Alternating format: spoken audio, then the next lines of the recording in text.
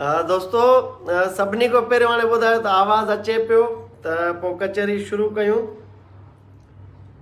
को दोस्त कमेंट में ॿुधाए आवाज़ अचे पियो?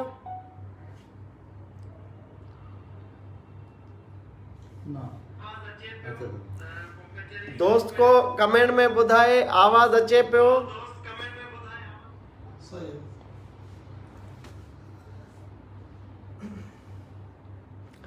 आवाज़ अचे पियो? को 10 दोस्त ॿुधाए असांखे।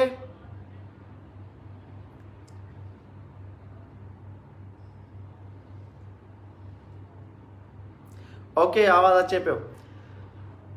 त दोस्तों अॼु सभिनी खां पहिरियां जिन भी दोस्तनि जूं अॼु सालगिरहूं आहिनि या जेके टीम मुश्ताक सरकी जा मेंबर आहिनि, उन खां अलावा अॼु 14 अगस्त जो ॾिहाड़ो आहे। सभिनी हिन खे जोश जज़्बे सां मल्हायो आहे। उन हिसाब सां मुख़्तलिफ़ माण्हुनि जो अॼु बर्थडे आहिनि ऐं जंहिंमें असांजी टीम मुश्ताक सरकी जा एक्टिव मेंबर मुस्कान बलोच, उनखे जेतोणीकि मां वीडियो पैगाम में बि विश करे चुको आहियां ऐं हिन में अॼु लाइव सेशन में बि जेको आहे उनखे हैप्पी बर्थडे ॿीहर चवां पियो। शिकारपुर खां असांजो टीम मुश्ताक सरकी जो मेंबर एक्टिव आहे इमरान बंगलाणी, उनखे बि मां हैप्पी बर्थडे चवां पियो। ऐं उन समेत जिन भी दोस्तनि जी बर्थडे आहे उन्हनि सभिनी खे हैप्पी बर्थडे हुजे। त जेतोणीकि मूं टाइटल में लिखियो आहे त जेका हिकिड़ी मुनज़िम मनफ़ी मुहिम हलाई पियो वञे 2 ॾींहंनि खां, ऐं उन मुहिम खे जेतोणीकि असांजे दोस्तनि घण घुरियनि ऐं मूंसां प्यार कंदड़नि तमामु घणो मुस्तरद कयो आहे, रिजेक्ट कयो आहे। ऐं उन्हनि जेके बि इन मनफ़ी मुहिम जा हिसा आहिनि या जेके उन में मशगूल आहिनि, उन्हनि खे उन्हनि भरपूर जवाबु ॾिनो आहे त जेके कूड़ी प्रोपेगेंडा हलाइनि पिया, पर उन जे बावजूदि जेके असांजा दोस्त आहिनि, जेके मूंसां मुंहिंजे अमल सां गॾु बीठल आहिनि, उन्हनि जो इहो इसरार आहे त तव्हां पाण बि इन ते जेको आहे उन्हनि खे जेके इहे मनफ़ी प्रोपेगेंडा कनि पिया, उन्हनि खे लाइव अची जवाबु ॾियो ऐं उन्हनि जे जेको आहे असल चेहरनि खे सिंध ताईं पहुचायो। त दोस्तो, मुश्ताक सरकी जे ख़िलाफ़ इहा पहिरीं मुहिम नाहे, मुश्ताक सरकी जे ख़िलाफ़ इहा पहिरीं साज़िश नाहे।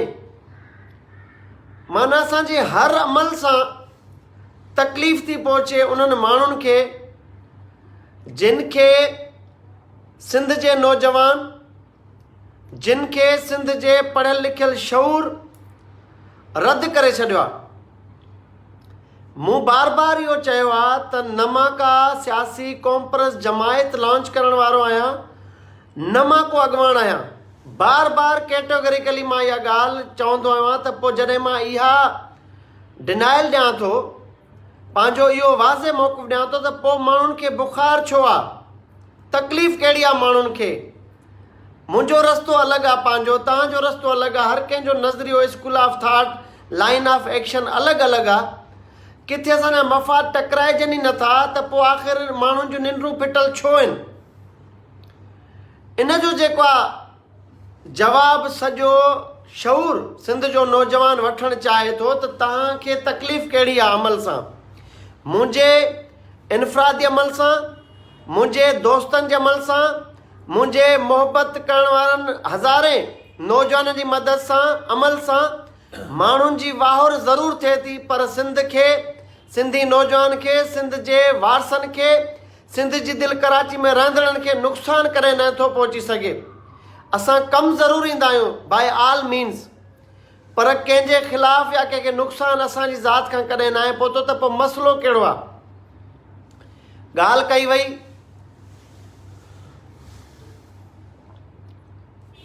त मुश्ताक सरकी रहीम शाह सां मिलियो आहे, मुश्ताक सरकी लंच कयो आहे, डिनर कयो आहे, जेको बि टाइटल ॾियो पिया, वॾा पैसा वठी मुश्ताक सरकी जेको आहे रहीम शाह सां ठाह कयो आहे।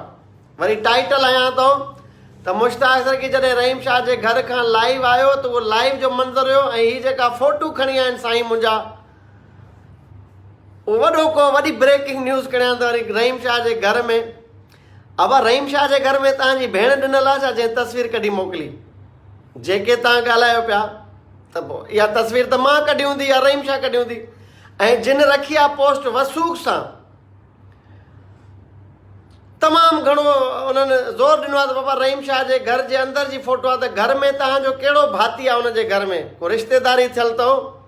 उन जे का तव्हां का रिश्तेदारी कई आहे जो अंदरि उन जे घर में तव्हांजा कोई माण्हू मौजूदु आहिनि त उन्हनि उहा फोटू घर जी कढी तव्हांखे मोकिलिया? तव्हां वॾी ब्रेकिंग न्यूज़ सिंध में इहा पखेड़ी आहे त बाबा मुश्ताक सरकी रहीम शाह जे घर में लंच पियो करे।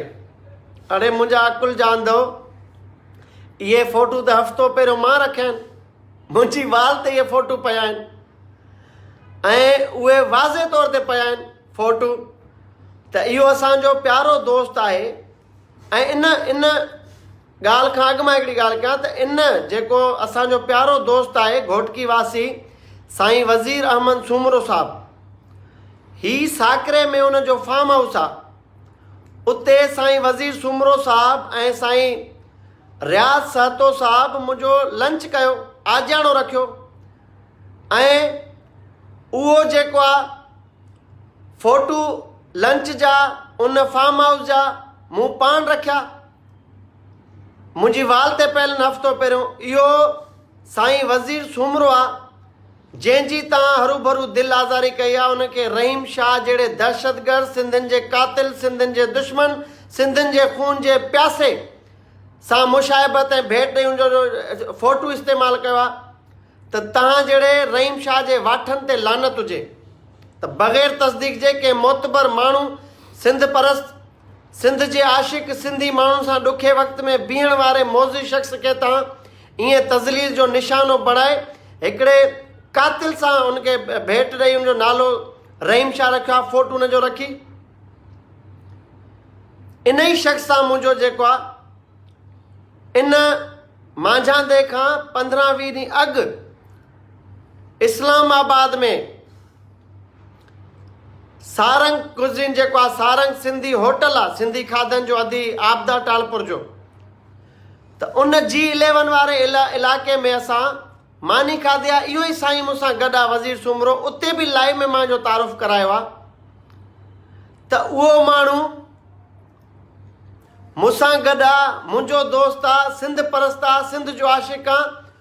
उनखे तव्हां रहीम शाह माना मुश्ताक सरकी जे बुग़्ज़ में तव्हां समूरा लीका लताड़े पिया वञो, तव्हांखे ॿियो कुझु नथो मिले मुंहिंजे ख़िलाफ़। पोइ तव्हां रहीम शाह खे अखियुनि ते रखी उनखे अणसिधी तरह फ़ाइदो पिया ॾियो ऐं पंहिंजे माण्हुनि खे मशकूक बणाए। तव्हां मूं कहिड़ो गैरतमंद पुटु जेको आहे, जेको प्रोपेगेंडा जो हिसो रहियो आहे हाणे कल 2 ॾींहंनि खां, मूंखे फ़ख़ुरु आहे तव्हांखे औकात मुंहिंजे दोस्तनि ॾेखारे छॾी आहे। मूंखे फ़ख़ुरु आहे मुंहिंजे जवाब खां पहिरियां तव्हांखे सिंध जे सचनि पुटनि बहादुरनि पुटनि जवाब ॾेई छॾिया आहिनि, पर तव्हांखे औकात ॾेखारण या हल्को म्यूज़िक ॿुधाइण मुंहिंजो बि फ़र्ज़ु आहे। त उन साईं वज़ीर सूमरे खे तव्हां रहीम शाह करे पेश कयो। साईं मुश्ताक सरकी लाइव आयो, तस्वीर ओ लाइव घर खां ॿाहिरि आयो, उहा उनजी अलॻि चाल हुई। ही घर जे अंदरि जूं तस्वीरुनि तव्हांजे ज़रियनि खे, तव्हांजे सोर्स खे सलाम आहे जो रहीम शाह जे घर में तव्हांजी रिश्तेदारी थियल आहे ऐं तव्हांखे उहे फोटू मोकिलनि था अंदरों ऐं तव्हां वरी वॾी ब्रेकिंग करे रखो था ॿाहिरि। ॿुॾण जो मक़ाम आहे तव्हांजे लाइ। त को बि थोको जेको आहे, जेको हिन तनक़ीद में अॻु भरो आहे, रहीम शाह जे ख़िलाफ़ मुड़सी करे निकितो आहे करे रोड ते, रहीम शाह खे ललकारियो अथई रोड ते, रांझाणी सां गॾु बीठो आहे के अमल में। मांसां त उहो तनक़ीद करे मुंहिंजे मथां या मुक़ाबिलो उहो करे जेको असांखां वधीक अॻिरो रहियो हुजे रहीम शाह मामले ते।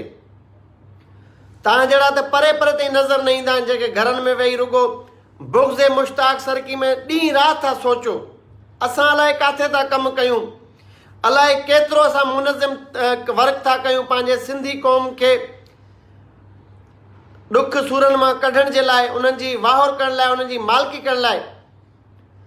तव्हां अलाए कहिड़े मामलनि में पाण खे ॼाणी वाणी उलझायूं वेठा आहियो। त मूं बार बार चयो आहे बाबा, इज़त ज़िलत रब पाक जे हथ में आहे। तव्हांजे कुझु बि अमल सां मुंहिंजी ज़ात ते फ़र्क़ु न पवंदो। जंहिं ॾींहुं मुंहिंजो रब चाहींदो उन ॾींहुं मूंखे ज़लील थियणो हूंदो त मां रुसवा थींदुसि। इहा मुंहिंजे रब जी रज़ा हूंदी। बाक़ी गुल निछावर, इहे भाकुर, इहे चुमियूं, इहे मुंहिंजे रब लिखी छॾियुनि। इहो फेम, इहो माण्हुनि जी दिलनि में प्यार, इहो माण्हुनि जे ज़हननि ते राज, इहो अलाह पाक थो कराए, मुंहिंजे तव्हांजे वस में बिल्कुलु न आहे। त रहीम शाह तव्हांखे प्यारो लॻे थो, बाक़ी मुश्ताक सरकी ऐं साईं वज़ीर सुमरो तव्हांखे जेको आहे कंडो था लॻनि सिंधी पंहिंजा। ॿुॾी मरो। रहीम शाह जा त पेज बि सिंधी माण्हू था हलाइनि जेके असांखे गारियूं था ॾियनि, त उहे बि बेग़ैरत असां वटि मौजूदु आहिनि, जेके चंद टकनि ख़ातिर। ही उहा ई माफ़िया आहे, ही उहे ई थोका माण्हू आहिनि जेके पंहिंजी क़ौम सां न आहिनि बीहंदा, धारे सां बीहंदा आहिनि। सिधी रीत जेको आहे, इहो छा आहे मामिलो? हाणे मां तव्हांखे ॿुधायां थो त साज़िश आहे छा, सम्झो। ही उन्हनि माण्हुनि जे लाइ मां ॻाल्हायां पियो लाइव, जेके मुंहिंजा दोस्त आहिनि, मुंहिंजा मोहबत करण वारा दोस्त, मुंहिंजा बहादुर पुट जेके मूंसां अमल में गॾु था बीहनि, उन्हनि खे मां पंहिंजो नरेटिव ॾींदो आहियां, बयानियो त तव्हांखे माण्हुनि खे कीअं जवाबु ॾियणो आहे फील्ड में, सोशल मीडिया ते। त ख़ैरपुर में गिरफ़्तार थियण खां अॻु, ठरी वारी रैली खां अॻु 3 ॾींहं अॻु जेको आहे इरशाद रांझानी जे गवाह बयानु फेरायो ऐं मूंखे गिरफ़्तार करण जी साज़िश कई वई, जेका मां बेनकाब कई कंडियारा मां लाइव 26 तारीख़ ते। उन में नाकाम विया जेके 3-4 FIR सोचे वेठा ATC जूं, मुश्ताक अंदरि कयो, रहीम शाह खे ॿाहिरि कढो।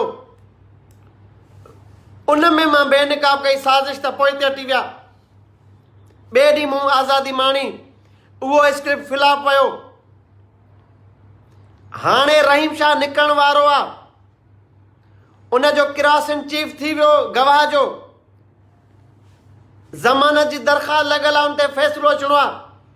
ही माण्हू रहीम शाह जा छॾियल वाठा जेके असां सिंधियुनि मां आहिनि, इहे फ़ोटू रखी माहौल था ठाहिनि, ज़हन था ठाहिनि त सुभाणे रहीम शाह निकिरे त सिंध न उथे, ऐं जेको रहीम शाह खे डंडो ॾींदो मुश्ताक सरकी मशकूक थी वञे, ऐं उनखे ॿुधायो वञे सॼी क़ौम खे, मासूम ज़हननि खे, हिन मनफ़ी प्रोपेगेंडा वसीले त यार मुश्ताक सरकी त रहीम शाह सां पहिरियों ई ठही वियो।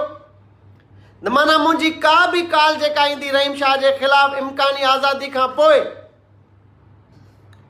उनखे सिंध जो नौजवान लबैक न चए, ही साज़िश उनजो हिसो आहे। जेकॾहिं इहो साईं वज़ीर सुमरो रहीम शाह आहे त पोइ जेल में केरु आहे? पोइ कल्ह केरु व्हील चेयर ते जेल में आयो ATC कोर्ट में, उहो केरु आहे? जेकॾहिं इहो मूंसां मानी खाईंदड़ फ़ोटू में वज़ीर सुमरो साहिबु रहीम शाह आहे त पोइ उहो जेल में केरु आहे? इन जो जवाबु आहे कंहिं वटि? थोका माण्हू जेके कुझु नथा करे सघनि, जेके रद्द थियल माण्हू आहिनि, जिन जो घर ते वटे ते बि नालो न आहे, अची बकवास में अॻुभरा थियनि था, हिन सोशल मीडिया टूल खे मनफ़ी इस्तेमालु कनि था ऐं धरती खे, धरती धड़नि खे, कराची में रहंदड़ सिंधियुनि खे तमामु घणो नुक़सानु पहुचाए रहिया आहिनि। मूं ते छा फ़र्क़ु पियो? मूंखां त पहिरियां तव्हांखे हज़ारे माण्हुनि कमेंट्स ॾेई लानतूं ॾिनियूं, तव्हांजी औकात ॾेखारी, मुंहिंजी ज़ात ते त फ़र्क़ु न पियो। मां त पंहिंजा रूटीन जा कमकार कंदो रहियो आहियां 2 ॾींहंनि दौरान। पर हिन जो सिधो नुक़सानु असांजे काज़ खे पहुचे पियो, जेका सिंधियत वारो काज़ आहे, जेका कराची जी दिलि, सिंध जी दिलि कराची में जेको सिंधियत खे असां हथी था वठायूं, मज़बूत था कयूं पंहिंजे माण्हुनि खे, हीअ उनखे सिधी रीत सबूताज़ करण जी साज़िश आहे। त माना हर ज़हन इहो क़बूल करे त मुश्ताक सरकी रहीम शाह सां मिली वियो, विकामजी वियो, सुभाणे सुकून सां रहीम शाह निकिरी घुमे, सिंधियुनि ते हमला करे। वरी इन्हनि इलाइक़नि में ॾहकाओ पखेड़े माना उन्हनि जॻहियूं को बि अखियूं न मिलाए। जेकॾहिं मुश्ताक पोइ बि अखियूं मिलाए त सॼी सिंध अॻे ई गुमराह थी चुकी हुजे त यार मुश्ताक सरकी त रहीम शाह जो यार आहे त ही उहे तो हिकिड़ो टके जो PRO आहे, सरकारी मुलाज़िम आहे, पीउ हुनजो कैमरामैन आहे हिकिड़े TV सिंधी TV चैनल में। इहे थोका 30,000 ते पंहिंजी मायुनि जूं तस्वीरूं बि रखंदा फेसबुक ते। लिखी वठो ही रहीम शाह जो उहो कमु था कनि। रहीम शाह जे माण्हुनि खे पैसा ॾियनि वञी त तव्हां हाणे मुश्ताक नथो चुप करे असांजे मामले तो। मुश्ताक को कीअं बि करे हिनखे चुप करायो, हिनखे तकरारी कयो, सिंधी क़ौम खे डाइवर्ट कयो हिन खां त ही माण्हू जेके पैसा वठी आया आहिनि वक़्तु अचण ते उन्हनि खे बि नंगो कंदुसि। जिथे मुलाक़ातूं कनि था, जिथे मीटिंगूं कनि था त उहो PRO ॿुधी छॾे, नालो नथो खणांसि, टके जो माण्हू आहे, मुंहिंजी उनजी लेवल जो फ़र्क़ु आहे, पर उहो दलाल आहे जेको डील कंदो आहे सिंधियुनि जे मामलनि ते। नौकरियूं वठी ॾियण जे बहाने में मुआजिरनि खे, पठाणनि खे सिंधियुनि जा हक़ ॾियाराईंदो आहे, गज़ब कराए उन्हनि खे जाली डोमिसाइल, त उनजो त हिसाब किताब मां कंदुसि पाण। पर ही उहा माफ़िया आहे जेका पैसनि जे लाइ हर शइ करे सघे थी। त ही जाली आइडियूं, असली आइडियूं एॾो माना हिकिड़े 2 ॾींहंनि में यार कंहिं मूंखां पोस्ट रखण खां पहिरियों पुछो त अदा ही फोटू आहे, हिन में केतिरी सदाकत आहे। जिन पुछो उन्हनि जी वॾी महिरबानी, मूंखे WhatsApp आया, तमामु संजीदा सुलझियल माण्हुनि जा WhatsApp आया। उन्हनि खे मूं ॿुधायो त हे रहीम शाह सां मां मिलण जो सोचे ई नथो सघां। रहीम शाह जी अॼु बि ख़्वाहिश आहे, लखें रुपयनि जी लालच ऐं प्रेशर दबाव मुख़्तलिफ़ तरीक़नि जा विझण जे बावजूदि मां रहीम शाह सां मिलण खे जेल अंदरि बि तरजीह न ॾिनी। ॿाहिरि जेके माण्हू सां मां मिलणु कुफ़ुर थो सम्झां त इहो त असां खां इहा न थींदी। इहे बेग़रत माण्हू तव्हां हूंदो जेके उनजी पोस्ट था हलायो, जेके माहौल था ख़राबु कयो, जेके कचे ज़हननि खे मनफ़ी प्रोपेगेंडा वसीले पाण ॾे रहीम शाह ॾे क़ाइल था कयो। मुश्ताक सरकी जा दोस्त मुश्ताक सरकी खे वेझे खां सुञाणनि था त मुश्ताक सरकी कहिड़ो अमल कंदो आहे। त हाणे जेके माण्हू प्रोपेगेंडा कनि था उहे हाणे पेर झलनि पंहिंजा। त हाणे जंहिंखे रहीम शाह करे पेश कयो थो हिन ते बीहो, न त पोइ असां त ख़बर तो सरेआम दमादम मस्त कलंदर कंदा आहियूं त रहीम शाह जेल में आहे। रहीम शाह जो मुक़दर फांसी आहे, असांजो मुतालबो आहे। पर हिकु मनसूबाबंदी तहत हिकिड़ी पैसा वठी जेका मुहिम हलाई वञे पई, इन सां कुझु न वरंदो। अचो तव्हांखे ॿुधायां त मूंसां मानी केरु पियो खाए। अचो तव्हांखे मिलायां त इहो ॾाढ़ी वारो साईं केरु आहे। हीउ आहे मुंहिंजो भाउ वज़ीर सुमरो साहिबु, जंहिंजे साकरो में फार्म हाउस ते असां लंच कयोसीं, साईं जूं तस्वीरूं रखियूं। साईं पाण बयानु कंदो जेकॾहिं ही रहीम शाह आहे त हू तव्हांजो केरु आहे जेल में। अस्सलाम वालेकुम। जन दोस्तनि जेको आहे त मुंहिंजो जेको आहे त तस्वीरुनि खे मिसयूज़ कयो आहे।